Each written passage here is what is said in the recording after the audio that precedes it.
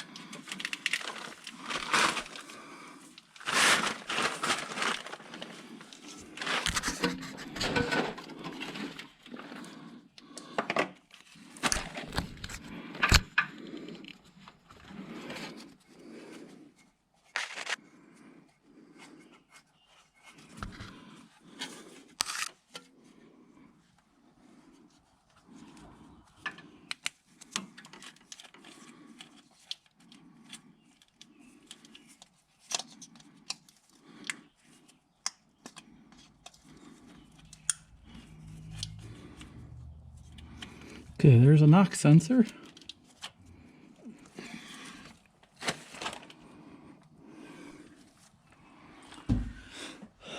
Next we need to connect the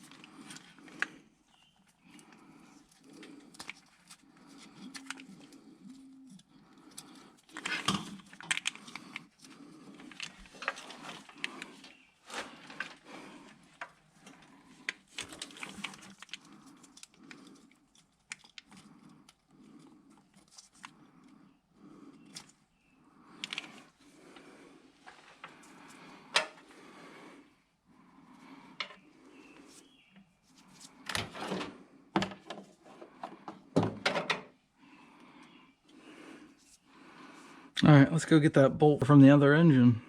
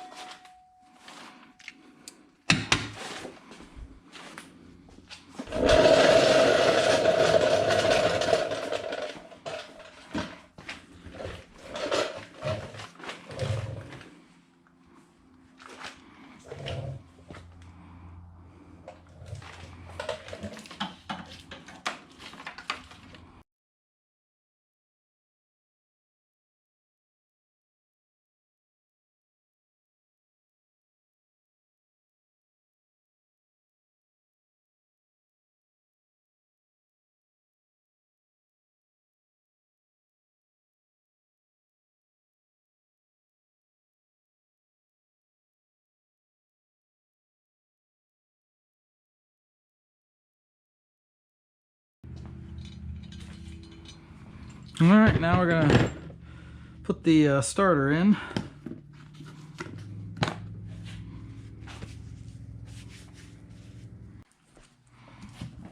Since I have all this exposed, I'm gonna put the wiring on later and focus getting it installed right now.